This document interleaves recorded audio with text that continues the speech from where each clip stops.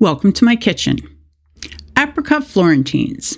I made these for Christmas, but since Mom's birthday is soon, and these were one of her favorites, I thought I'd show you how I make them. It's a simple recipe, but it's a very luxurious and even fancy cookie. You only need one or two because they are rich, but they are very delicious.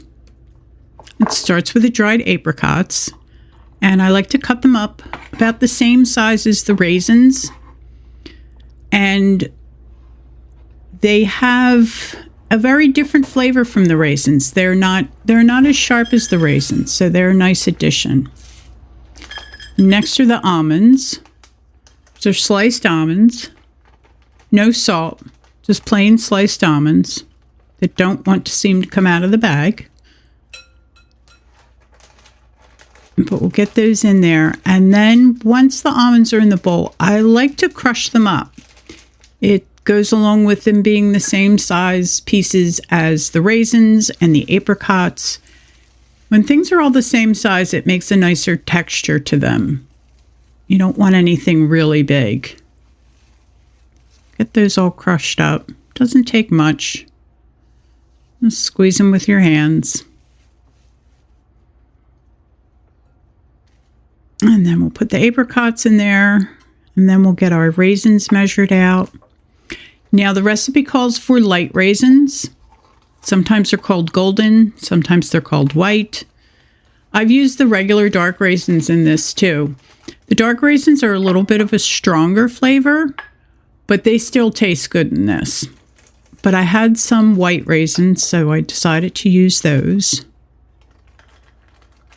And we'll get those in there. And after everything's in, you want to give it a really good mix. You want everything to be separated.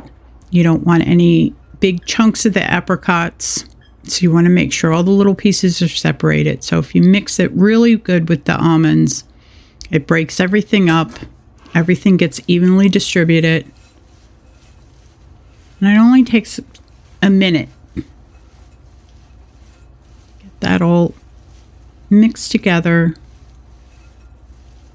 and then we'll set that aside. And like I said, this is a very simple recipe, nothing complicated. It can be a little bit expensive. Try to buy your things on sale.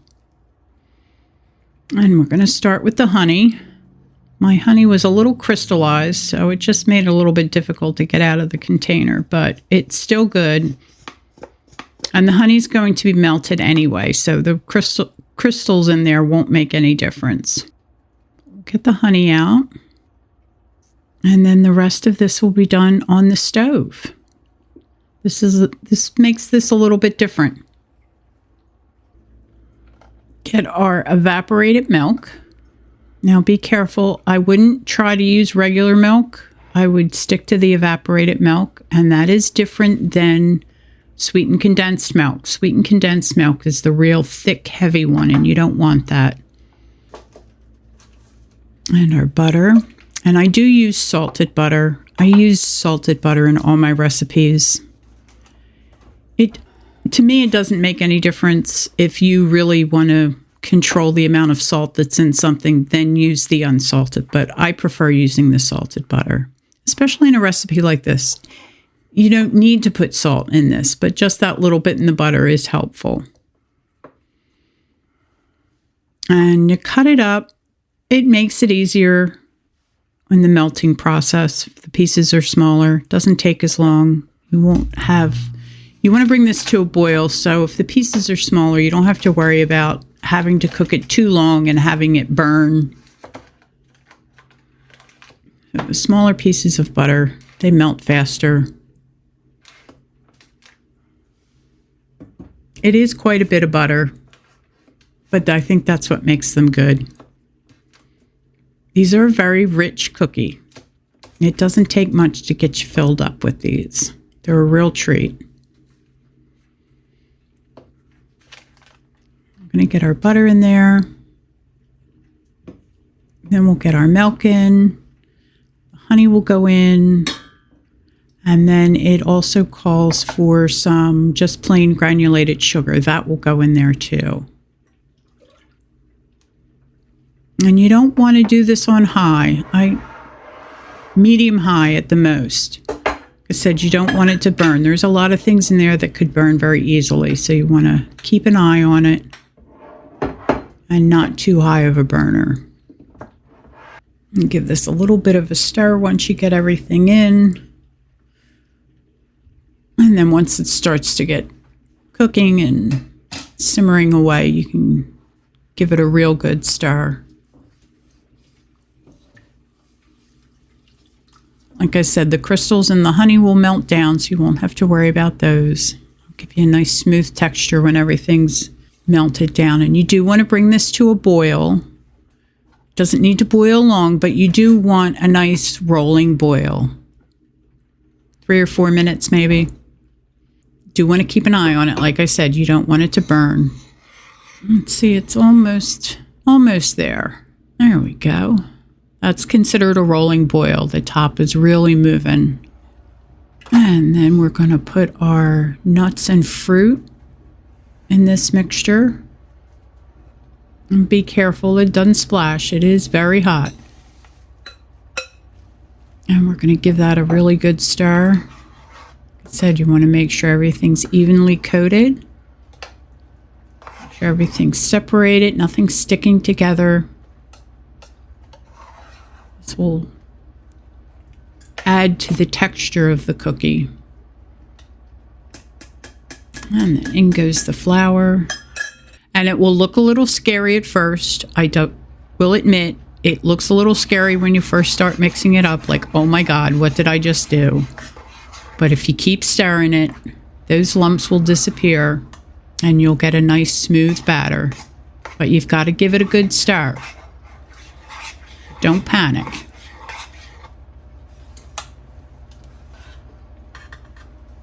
And as you're stirring it, it'll start to get a little bit thicker.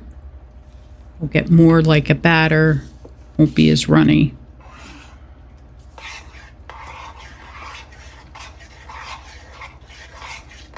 And this made, let's see, it was a little over, I think it was like 26 cookies.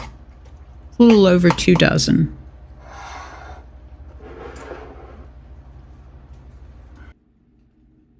And you want to lay them out on a cookie sheet with parchment paper. If you don't have parchment paper, you must grease and flour your pan. These cookies stick like mad if you do them right on the pan. That's why I like to use the parchment paper for this. And you don't need to make them real big. Like I said, they are a very rich cookie. So they don't need to be big. And you don't have to worry about them spreading out too much either. They don't spread out a lot.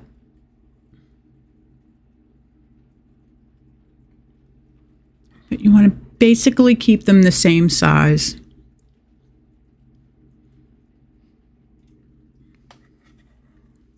And these will cook at 350 degrees, anywhere from 13 to 15 minutes.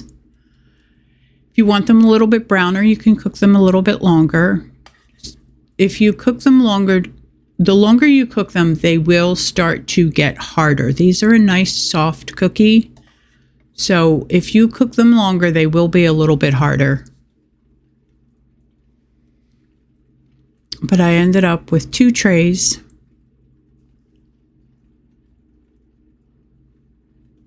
And just the perfect amount. And the original recipe in the recipe book, I doubled that to get this amount of batter. But the parchment paper is so handy. It really makes things easy. And you can reuse the parchment paper. You don't have to have a new sheet every time you put the tray in. I use just this one sheet for both trays of cookies.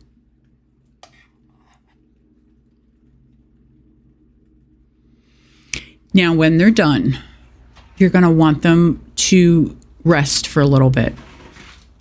You want them to harden up just a little bit before you take them off the pan. I rushed it a little bit and broke one of the cookies, but not a big deal, but you do want them to sit for a little bit, maybe 5-10 minutes, just so they're not quite as flexible when they come off.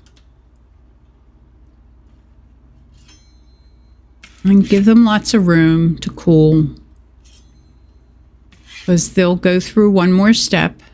They get chocolate on the back of them, and before you do that, you want them completely cooled. You don't want them to be hot at all or even warm.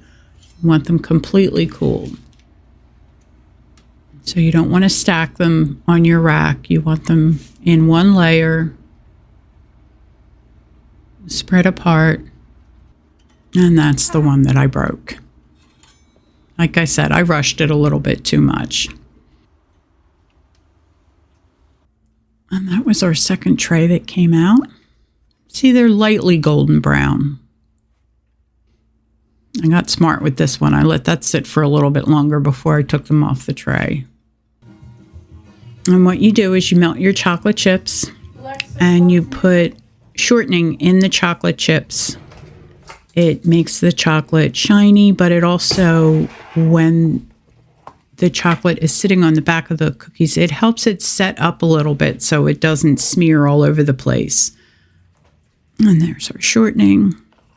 And then we'll melt them in the microwave just because it's a little bit easier. I did it 30 seconds at a time. And it took maybe 3 or 4 times to do that. But you want to be careful. Yeah, once chocolate burns, it burns. You can't save it. You've got to start all over again. I put some wax paper down on the counter. So the cookies are completely cooled now.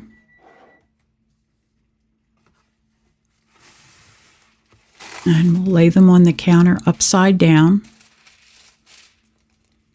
And that's another reason that you want them completely cooled, is if they're not, they will start to bend and they could break again if they're not completely cooled. And so get those done.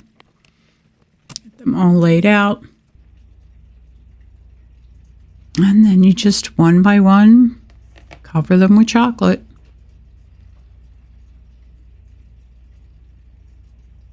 You want just a nice thin layer of chocolate on them.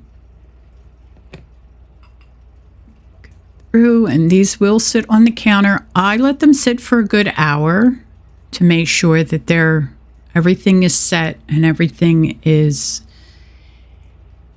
solid, and it won't get runny or sticky or smear all over the place. And I like to store them in a glass container. They work great in the fridge for a while, and then if you want to put them in the freezer, they're great in the freezer too. They're nice because they don't take long to defrost. You can pull them out, let it sit on the counter for a couple of minutes, and they are really good. They're great for a snack. That little bit of fruit in there and the nuts together, it's a great combination. Great with a glass of milk. That's my favorite way to have them. That was Mom's favorite way too. But I just put the wax paper in between them so they don't stick. And I ended up having 2 containers. They make great Christmas presents. Great birthday present.